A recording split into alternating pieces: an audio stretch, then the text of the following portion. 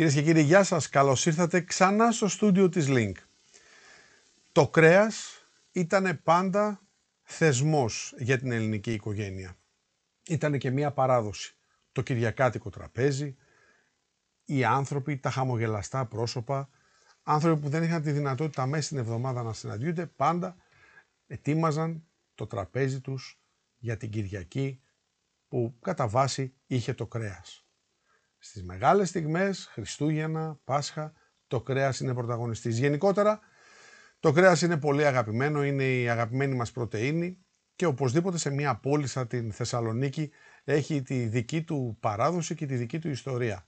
Κομμάτι αυτής είναι το Meeting Place Διδασκάλου και ο Γιάννης ο Διδασκάλου, προερχόμενος από μια οικογένεια που τίμησε την παράδοση από ένα μικρό απλό κρεοπωλείο και πλέον είναι το σημείο αναφοράς για όλους τους λάτρεις του κρέατος. Έχουμε μαζί μας τον ιδιοκτήτη του Meeting Place Διδασκάλου, τον κύριο Γιάννη Διδασκάλου. Τι κάνετε, καλώς ήρθατε στο στούντιο της Link. Γεια σας κύριε Γιάννη Δασκάλου, καλώς σας βρήκα. Κάναμε πάρα πολλά χρόνια να ξεμπερδέψουμε το ποιος είναι ποιος. Κάποτε σας ρωτούσαν εσάς για δημοσιογραφία, ρωτούσαν εμάς για τα μπιφτέκια. Το λύσαμε. Όχι ότι είχα πρόβλημα να απαντώ, αλλά δεν είμαι και ο ειδικός, είμαι ειδικός στο να τα τρώω. Meeting Place Διδασκάλου. Μία διαδρομή, μία μεγάλη πορεία και όλα ξεκίνησαν από ποιον και με τι. Γιώργος Διδασκάλου λοιπόν, ο πατέρας μου ξεκίνησε το 1968 από το κατάστημα το οποίο είναι πιο πάνω από το Meeting Place Διδασκάλου από τη Βουλγαροκτών. Είχε ένα κρεοπωλείο λοιπόν εκεί και έφτιαχνε μόνο μπιφτέκι, πουλούσε μόνο κιμάδες. Έχουμε αναφέρει και την ιστορία αυτή στο παρελθόν. Το μπιφτέκι του κ. Γιώργου που το λέμε αυτή τη στιγμή και ο κόσμος το έχει αγκαλιάσει, έχουν θυμηθεί τα παλιά από τον Αχνό, από το Ζάπιο, από το Χρυσό Παγόνι. Με το φρέσκο βουτυράκι, με την παπρικούλα, τη γνωστή τη συνταγή. Ναι. Και τώρα το ξαναβάλαμε στη βιτρίνα μας το συγκεκριμένο μπιφτέκι, σκόπιμα, μετά από σχεδόν 7 χρόνια που λειτουργεί το κατάστημα. Ερώτηση, ελέγχθηκε από τον καθήλυνα αρμόδιο? Εννοείται, ήρθε ο ίδιος, τον κάλεσα φυσικά τον ίδιο, να το κάνουμε παρέα ξανά και αφού λοιπόν πήραμε το OK, το ξαναβγάλαμε στην παραγωγή. Φοβερό προϊόν. Κάθε φορά που συζητάμε γι' αυτό συγκινούμαστε. Ναι, γιατί... Αν σκεφτείτε ότι από αυτό το προϊόν... Γίναμε 46 χρονών και μεγαλώνουν τα παιδιά μας, είναι πολύ σπουδαίο. Όχι μόνο αυτό. Η ζωή εξελίσσεται και εξελίσσονται και οι επιχειρήσεις και οι επιχειρηματίες και ο τρόπος που δρούν και ο τρόπος που σκέπτονται. Είναι όμως ύβρις αν την παράδοσή σου και αυτό που πραγματικά σε έκανε αυτός που είσαι, το ξεχάσεις ή το αφήσεις στη λύθη. Γι' αυτό ανέφερα ότι σκοπίμως του βγάλαμε το προϊόν αυτό μετά από 7 χρόνια. Όπως ξέρεις πάρα πολύ καλά εσύ και πλέον και ο κόσμος της Θεσσαλονίκης, το κατάστημα το δικό μας έχει εξειδίκευση στις premium σειρές. Κάτι το οποίο όταν ξεκινήσαμε να το κάνουμε αυτό, θα τολμήσω να πω ότι ήμασταν από τους πρώτους που το κάναμε και είχα και πολλές αστείες περιπτώσεις από συναδέλφους που ερχόταν στο κατάστημα και να με δούνε που κάναμε το καινούριο μαγαζί μας, γιατί φύγαμε από τη μονάδα επάνω, εγώ προσωπικά έφυγα από τη μονάδα επάνω επεξεργασίας που έχουμε, κατέβηκα στο μικρό το μαγαζί για να το στήσω. Και ερχόταν οι συνάδελφοι και μου λέγανε τι κάνεις τώρα με αυτό εδώ πέρα. Δηλαδή έφυγες από εκεί να έρθεις εδώ και τι είναι αυτά που πουλάς. Σκέψου ότι τότε το πιο ακριβό προϊόν που πουλούσαμε μέχρι τότε μάλλον ήταν γύρω στα 8-9 ευρώ. Και εμείς ξεκινήσαμε να βάλουμε σειρές μέσα που ξεκινούσαν από τα 30 ευρώ και φτάναμε μέχρι τα 500. Ναι. Δεν είναι απλό πράγμα όμως γιατί έχει εξελιχθεί και έχω την αίσθηση ότι για να έρθει κάποιος στο Meeting Place Διδασκάλου και να δει τα προϊόντα σας, πρέπει να έχει και μια ενημέρωση. Δηλαδή, εσείς ενημερώνετε τον κόσμο για το τι είναι τι. Αυτό είναι το θέμα. Παλιά λέγαμε ελληνικό κρέας, τέλος, δεν υπάρχει κάτι άλλο. Αυτό είναι το θέμα, Γιάννη μου, ότι όταν ξεκινήσαμε και φέραμε αυτά τα προϊόντα, το δύσκολο σε εμάς ήταν ότι έπρεπε να μας εμπιστευτεί ο πελάτης και ήθελε μόνο ενημέρωση. Δηλαδή, επειδή το ξεκίνησα το μαγαζί του συγκεκριμένο εγώ προσωπικά, και το θυμάσαι και εσύ που ερχόσουν σαν πελάτης. Ήμουν στη γέννησή του από την αρχή και ξαφνικά μπουσούλησε, περπάτησε, έτρεξε και τολμώ να πω ότι πλέον χάθηκε. Και με τη βοήθειά σου φυσικά, γιατί έπαιξε ρόλο και η δική μας συνεργασία τότε. Δεν είναι μόνο θέμα του ενός, είναι θέμα το ότι οι πελάτες πίστηκαν, γιατί το κρέας, όπως και κάθε τι σημαντικό που έχει να κάνει με εστίαση, πρέπει να εμπιστευτείς τον άνθρωπο. Έτσι. Εμπιστεύεσαι τον άνθρωπο και εμπιστεύεσαι το προϊόν. Είναι έτσι, σας εμπιστεύονται? Αυτή τη στιγμή λοιπόν μας εμπιστεύονται, δόξα τω Θεώ, με κλειστά τα μάτια ο κόσμος, γιατί αποδείξαμε αυτό το οποίο λέγαμε ότι είναι αλήθεια. Είναι κανόνας αυτός, παραδείγματος χάρη, δεν θέλω να φανεί κάπως πώς θα το πω τώρα, αλλά είναι μια πραγματικότητα. Το ότι θέλουμε να είμαστε εντάξει απέναντι στον κόσμο που μας εμπιστεύεται, γιατί είναι φιλοξενούμενοι μας, έτσι, οι πελάτες. Το έχω ακούσει από αλλού, το έχω πάρει και το έχω κάνει και δικό μου. Είναι πάρα πολύ μου αρέσει αυτή η φράση, ότι δεν είναι πελάτες, είναι φιλοξενούμενοι. Εγώ, ας πούμε, στο κατάστημα δεν είχα πινακιδάκια στα μοσχάρια, γιατί δεν έχω ελληνικό μοσχάρι. Ελληνικό μοσχάρι έχω μόνο μία κατηγορία, η οποία είναι βιολογική. Και έρχεται στα σακουλάκια της, σε μισόκιλα, τα οποία έρχεται έτσι από τον άνθρωπο που τα φτιάχνει. Ούτε καν ολόκληρο κομμάτι, για να μην δημιουργήσω ανασφάλεια στον πελάτη μας. Άρα λοιπόν, εγώ πουλούσα γαλλικά και πουλάω γαλλικά, γιατί εμπιστεύομαι τη Γαλλία στα μοσχάρια. Κάθετες μονάδες, έχω το κεφάλι μου ήσυχο. Στην αρχή, ο κόσμος που έμπαιναν μόνο 4 πελάτες και 5 την ημέρα, μόλις βλέπανε ότι η πινακίδα έγραφε Γαλλία, φεύγαν από το μαγαζί. Τώρα καταλαβαίνεις, όταν στείλεις μια καινούργια δουλειά. Είναι και πολύ μπαίνει ο πελάτης, τον περιμένεις πώς και ψυχοφόρο. πώς, έχεις χτενιστεί, με βλέπεις κούκλο εδώ πέρα τώρα έτσι, έχεις γυαλιστεί. Δεν θέλω να το σχολιάσω. Εντάξει, Το γυαλιστεί μια χαρά μας καλύπτει. Μπαίνεις μέσα, λέει καλημέρα, δεν είναι ελληνικό και φεύγει, απογοήτευση πάει τώρα, καταλαβαίνεις. Εκεί αρχίζεις και τη σκέφτεσαι λίγο τη φάση, να πεις θα το κάνω έτσι, θα το κάνω. Κάνεις δεύτερες σκέψεις.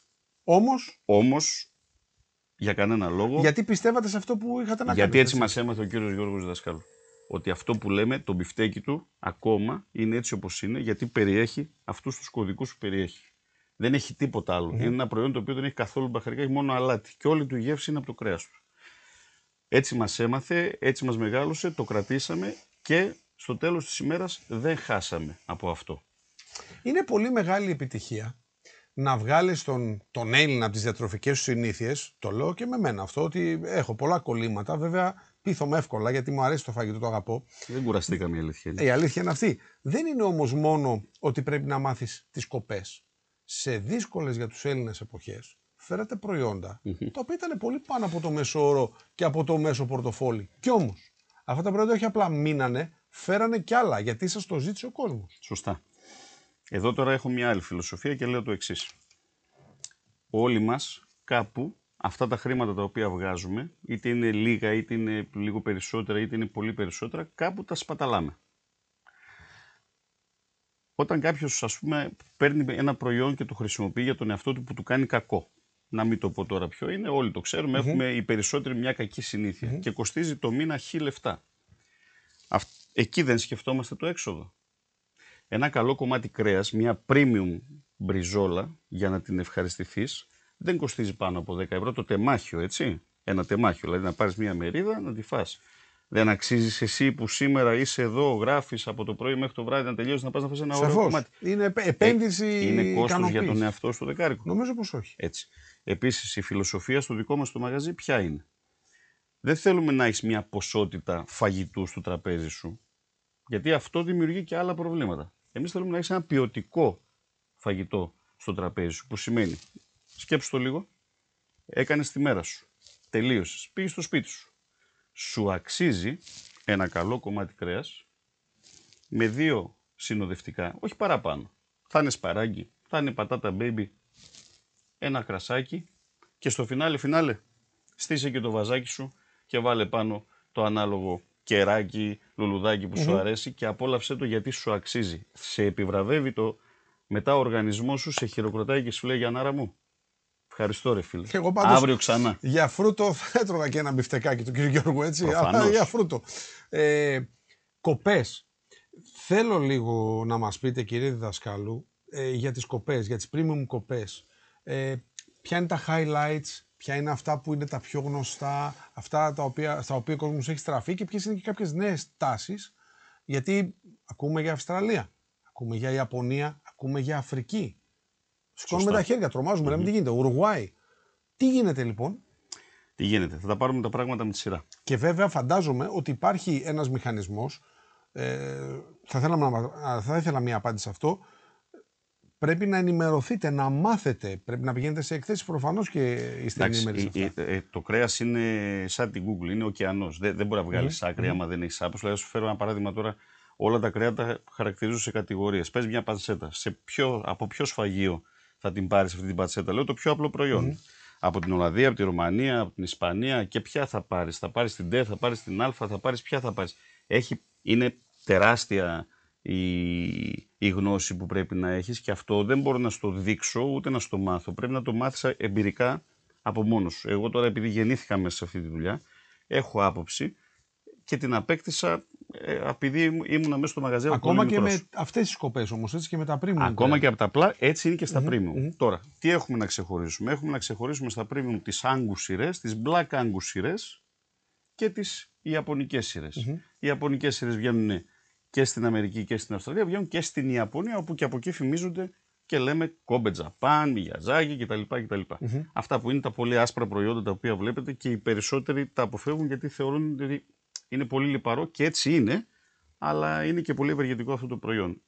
Είναι γιατί δεν υπάρχει γνώση ακόμα σε εμάς σε τέτοιο επίπεδο για να αντιληφθούμε το πόσο καλό προϊόν είναι τόσο συγκεκριμένο. Βέβαια, πάνε μέτρον άριστον, μιλάμε για κρέας, έτσι. Αλλά δεν ακυρώνει το ένα το άλλο. Η σωστή πρωτεΐνη, η καλή πρωτεΐνη είναι υγεία. Τώρα, από εκεί και έπειτα τι έχουμε να κάνουμε? Να σκεφτούμε ποια είναι τα προσωπικά μας γούστα, να το πω έτσι. Ο κάθε ουρανίσκος είναι διαφορετικός. Ο δικός σας ουρανίσκος μπορεί να έχει περισσότερο ενδιαφέρον σε πιο λιπαρά προϊόντα και ο δικός μου να είναι σε πιο ψαχνά. Άλλος το θέλει πιο medium, άλλος το θέλει πιο rare, άλλος το θέλει πιο well. Υπάρχει όμως και ένας κανόνας. Τα κρέατα τώρα δεν μπορεί να είναι. Ο κανόνας είναι ότι τα μοσχάρια δεν θέλουν πολύ ψήσιμο, έτσι. Αυτό είναι ο κανόνας. Θέλουν να ψηθούν δυνατά και γρήγορα και να ξεκουραστούν για να μαζέψουν τους χύμους. Γνωστά πράγματα πλέον. Είναι, αλήθεια είναι ότι πλέον είναι γνωστά. Γιατί μας βοήθησαν και οι εκπομπές μαγειρικής εκείνο το διάστημα που δυστυχώς θέλουμε να το ξεχάσουμε όλοι, ήμασταν όλοι μέσα. Και ενημερώθηκε ο κόσμος. Γιατί αν πήγαινε ο διδασκάλος να πουλήσει τα κρέατα μόνος του, ή θα ήθελε το διπλάσιο κόπο. Το ότι βγήκανε οι σεφ έξω στην αγορά σαφώς. Και είπανε πάρτε ένα κομμάτι ριμπάι. Τώρα πλέον το ριμπάι το ξέρουν όλοι. Μπορεί να μην ξέρεις τι σημαίνει tri-tip, αλλά ριμπάι ξέρεις τι σημαίνει. Πλέον έχεις ενημερωθεί. Μπράβο. Όσον αφορά τις κοπές που συζητήσαμε πριν, tri-tip είναι ένα άλλο κομμάτι, πιο ιδιαίτερο. Δεν είναι ένα κομμάτι το οποίο είναι πολύ σπουδαίο πάνω από το μοσχάρι, αλλά ένας κωδικός ο οποίος μπορεί να σε βγάλει ασπροπρόσωπο αν θέλεις να κάνεις κάτι πιο οικονομικό σε τέτοιες σειρές και να βγάλεις ένα αποτέλεσμα. Άλλη συζήτηση θα το κάνουμε σε άλλη εκπομπή, να το πω έτσι. Λοιπόν, τώρα λοιπόν ο κόσμος έχει αρχίσει και εκπαιδεύεται, του φαίνονται γνωστά πλέον τα προϊόντα, το Tomahawk, Ribeye, T-bone κτλ. Οπότε γίνεται και η δική μας η καθημερινότητα πιο εύκολη για να πάμε τώρα και να μιλήσουμε για άλλες σκοπές, οι οποίες μπορούν να μπαίνουν σε πιο καθημερινά τραπέζια. Όπως. Θα μπορούσαμε να μιλήσουμε, ας πούμε, για το tri-tip που είπα πριν λίγο, για το ball tip που είναι ένα κομμάτι του μπουτιού που είναι οικονομικό Black Angus αμερικάνικο προϊόν, το οποίο μπορεί να φέρει πολύ ωραία αποτελέσματα σε άμεσο ψήσιμο. Αυτά μαγειρεύονται μόνο barbecue ή μπορεί να γίνουν να τα διαχειριστείς και διαφορετικά? Μπορείς να κάνεις και διαφορετικά. Το high round, ας πούμε, μπορεί να γίνει σαν ψητό κατσαρόλας, να σου το πω έτσι. Λοιπόν, το οποίο σε τιμή είναι κοντά στη Γαλλία και είναι Black Angus σειρά. Επιχείρησα να το δουλέψω και με αυτόν τον τρόπο, δηλαδή να χρησιμοποιήσω το χτένι, το γνωστό χτένι, να το χρησιμοποιήσω σε ξένο προϊόν, το οποίο είναι γεια σας. Δεν έχω καταφέρει ακόμα στην νοικοκυρά να το περάσω. Έχει τη δυσκολία του. Γιατί, να το πω, το έχω πει πολλές φορές, έχει γίνει και φασαρία κάποια στιγμή σε ένα ραδιόφωνο που με πήραν τηλέφωνο την Τζικνοπέμπτη να μου πούνε πες μας κάποια tips κύριε δασκάλου. Υπάρχουν πολλές νοικοκυρές που ακόμα μέχρι τώρα που μιλάμε δεν έχουν ενημερωθεί και ακόμα πλένουν τα κρέατα πριν τα μαγειρέψουν. Το οποίο είναι καταστροφικό. Λοιπόν, υγειονομική βόμβα. Άστο. Οπότε, πρέπει να φύγουμε από αυτό πρώτα, ότι δεν πλένουμε το κρέας, δημιουργούμε και το κοτόπουλο ακόμα περισσότερο. Ειδικά το κοτόπουλο το κοτόπουλο είναι που το πλένουμε περισσότερο. Το κοτόπουλο μόνο που δεν το βαφτίζουμε, το πλύνουμε με σαπούνι κλπ. Έτσι, λοιπόν. Άρα όταν είμαστε σε αυτό το σημείο, καταλαβαίνεις ότι δυσκολεύει πιο πολύ τη δουλειά μας να πάμε στο αμέσως επόμενο. Που εμείς τι θέλουμε? Εμείς θέλουμε αυτό που πληρώνει ο πελάτης να το πάρει πίσω στο 100% γευστικά, γιατί όπως είπα πριν, μας αξίζει όλους μας, μετά από όλα αυτά που περνάμε κάθε μέρα, τουλάχιστον να τρώμε καλά. Είναι μία από τις μικρές απολαύσεις της ζωής που δεν πρέπει να απολέσουμε. Εγώ, ας πούμε, δεν τρώω γιατί πεινάω. Τρώω γιατί μου αρέσει το φαγητό. Μπορώ να φάω 4 φορές συνεχόμενες. Δεν μπορώ να σας καταλάβω τι λέτε. Μου φαίνεται πολύ ξένο από μένα αυτό που λέτε, αλλά φυσικά και σας καταλαβαίνω. Έχω διαπιστώσει, ιδιαίτερα τις γιορτινές ημέρες, τα Χριστούγεννα ξέρετε, καλούμε κόσμο, πηγαίνουμε καλεσμένοι κλπ. Θέλουμε λύσεις. Και το Meeting Place προσφέρει λύσεις. Εμένα με έχετε βγάλει από τρομακτικά διέξοδα και με τις έτοιμες συνταγές, με το χοιρινό μπούτι, με κάστανο δαμάσκινο, με τα ρολά, με τα κότσια, τα μαριναρισμένα, με τις γεμιστές μπριζόλες, οι πικάνιες. Αυτό είναι πραγματικά εξαιρετικό. Έχετε δοκιμάσει να το κάνετε και πιο συχνά, να προσφέρετε συνταγές, να δώσετε έτοιμες λύσεις? Έτσι κι αλλιώς η βιτρίνα στο κατάστημα, το 80% είναι έτοιμες λύσεις. Δηλαδή το μόνο που έχεις να κάνεις σαν πελάτης είναι να κάνεις συνοδευτικό. Γιατί όλα είναι μαριναρισμένα, έτοιμα. Οι χρόνοι ψησίματος είναι εύκολοι. Ενημερώνετε και γι' αυτό, έτσι. Αν κάποιος σας ρωτήσει δηλαδή. Και πρέπει, εκτός από το κομμάτι που αναφέραμε πριν όσον αφορά το πλύσιμο των κρεάτων, εμείς έχουμε εκπαιδεύσει τον κόσμο να χρησιμοποιούν το σχαροτίγανο στην καθημερινότητά τους. Σωστό. Είναι μια μικρή ψισταριά εντός του σπιτιού. Παραδείγματος χάρη, αν καθίσουμε να κάνουμε ένα αγκάλωπ έξω από το μαγαζί τώρα, μετά από 7 χρόνια, θα ανακαλύψουμε ότι πολύ μεγάλο ποσοστό ακόμα τα μπιφτέκια τα κάνει στο φούρνο.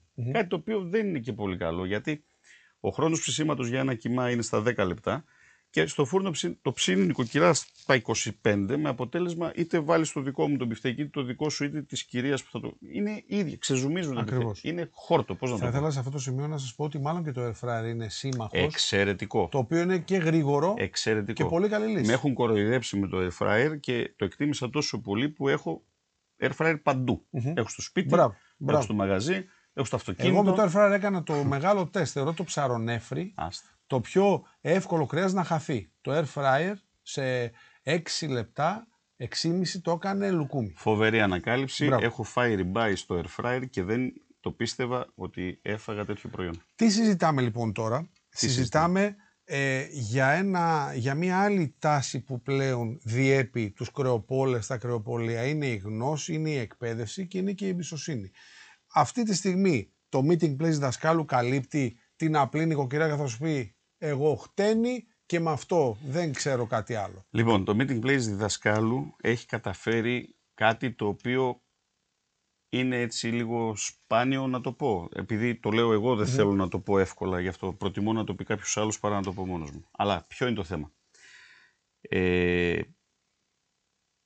Αυτό που έχουμε καταφέρει στο δικό μας το κατάστημα είναι να κάνουμε τη ζωή εύκολη του καθένα, διότι από προσωπική μου εμπειρία, όταν εγώ από την ώρα που ξυπνάω μέχρι λίγο πριν κοιμηθώ ασχολούμαι με τη δουλειά, τον εαυτό μου τον αφήνω τελευταίο.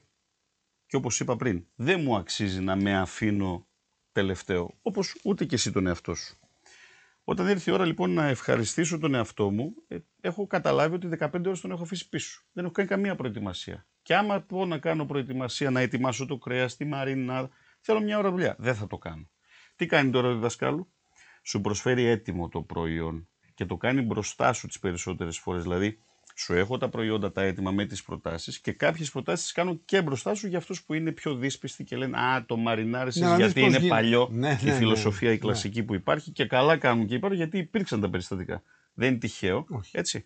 Λοιπόν, το κάνουμε και μπροστά σου. Θα σου μαρινάρουμε μπροστά σου το προϊόν που θέλεις. Άρα έχουμε ετοιμάσει προτάσεις να σου κάνουμε γρήγορη και εύκολη τη ζωή σου. Έχεις να πάρεις μόνο το συνοδευτικό. Έχουμε και συνοδευτικά στο κατάστημα. Ναι, ήθελα να φτάσω και εκεί ότι πλέον είναι αντελικατέσεν. Δηλαδή καλύπτεται από. Θέλουμε λοιπόν να φας καλά, εξαιρετικά, άριστα, σε όποιο επίπεδο θέλεις εσύ, γρήγορα, άμεσα και να έχεις ένα τελικό αποτέλεσμα το οποίο θα το αποφασίσεις εσύ ο ίδιος. Αν θα είναι από τις απλές κατηγορίες του κρέατος ή από τις πολύ σπουδαίες. Ή τι σου λέει το πορτοφόλι σου, για όλα υπάρχει λύση. Ό,τι θέλεις εσύ. Θέλω γρήγορες, θα κάνω ερωτήσεις και θέλω γρήγορες απαντήσεις. Δηλαδή. Δεν είμαι καλός αυτό όμως. Πολύ καλός. Τι θα βάζε ο Γιάννης ο διδασκάλος στο χριστουγεννιάτικο τραπέζι του? Χριστουγεννιάτικο τραπέζι είναι για χοιρινό κατ' εμέ. Εγώ το λαιμό το χοιρινό που φτιάχνουμε στο κατάστημα τον αγαπώ πάρα πολύ. Είναι ένα εξαιρετικό προϊόν και γρήγορο, το οποίο έχουμε βοηθήσει πάρα πολύ κόσμο, γιατί μπορείς να ταΐσεις από 4 έως 6 άτομα και βάζοντας μόνο τις πατάτες από κάτω και το έτοιμο το προϊόν, έρχεται αυτό στο ψήσιμο και παίρνει γεύση όλο το ταψί και έχουμε ένα εκπληκτικό αποτέλεσμα. Μου είπες χριστουγεννιάτικο τραπέζι, γιατί άμα μου μιλήσεις για άλλα, έχω να σου πω άλλα πράγματα. Πάσχα. Εκεί κι αν είναι πολλές οι επιλογές. Πάσχα... Αλλά δεν θέλω να φύγουμε από τη σούβλα. Η σούβλα είναι σούβλα. Το αρνί, το κατσίκι είναι οι βασιλιάδες. Τα διπλανά αυτά με την πρωτεΐνη. Έχουμε το κοκορετσάκι μας. Κοκορετσάκι, καρδουμπάκι. Έχουμε την καρδουμπίτσα μας. Αλλά εκεί τώρα να σου πω κάτι. Και μια μερακλείδικη τηγανιά από τις σικοταριές. Ναι, θα πω. Ναι, σβησμένη με λίγο κρασάκι και ριγανίτσα μετά η λεμονάκι. Ναι. Κάπως έτσι. Έρχονται σπίτι μου, Γιάννη. Ερχόμαστε την Κυριακή, θα δούμε αυτό το μάτς. Δεν είμαστε 10 άτομα και ξέρεις ότι πεινάμε, τρώμε. Φουφού, μπάρμπεκι, όλα έτοιμα. Υπάρχουν και κάρβουνα βιολογικά καινούργια επαγγελματικά που δεν θέλουν πολύ φασαρία. Με ένα σπίρτο ανάβουνε. Τι φτιάχνω λοιπόν σε αυτούς τους φαταούλες? Μπεργκεράρες. Μπεργκεράρες. Δηλαδή τι, παίρνω και το ψωμάκι από εσάς? Εννοείται. Όλα. Όλα και το προβολόνε και τα πάντα και τη σώσα από πάνω, όλα. Αλλά μπεργκεράρες, γιατί να σου πω κάτι. 10, τι θα μαζέψεις τώρα, 10 εκεί τώρα. Παδούς θα μαζέψεις. Θηρία. Μπύρα, μπέργκερ, αλλά θα το κάνεις το μπέργκερ σοβαρό. Πρέπει να γίνει σοβαρό. Θα πούνε Γιαννάρα μου τι κάναμε. Έτσι. Υπάρχει αυτή η δυνατότητα λοιπόν ακόμα και στο μπέργκερ, εκτός από το πιο απλό μπιφτέκι που έχουμε του κ. Γιώργου, να πάμε μέχρι το βάγγι το μπιφτέκι, άμα θέλουμε να εντυπωσιάσουμε. Σωστό. Η μαύρου χείρου. Που επίσης είναι εξαιρετικό. Δεν ξέρω αν το έχετε δοκιμάσει, κύριε. Ή επίσης, πολύ ωραίο. Αντί για μπέικον επάνω στο μπιφτέκι, αν θέλεις να το κάνεις να ξεφύγει πολύ το προϊόν, να ψιλοκόψεις φλούδες από πικάνια και με ένα γρήγορο ψήσιμο να τις βάλεις μέσα. Αυτά στις αλητίες δεν μπορώ. Αυτά δεν μπορώ κι εγώ. Και κάτι τελευταίο τώρα. Δεν ξέρω αν θα σας φέρω σε δύσκολη θέση ή όχι, αλλά νομίζω ότι και εκεί έχετε καταφέρει να δώσει λύσεις.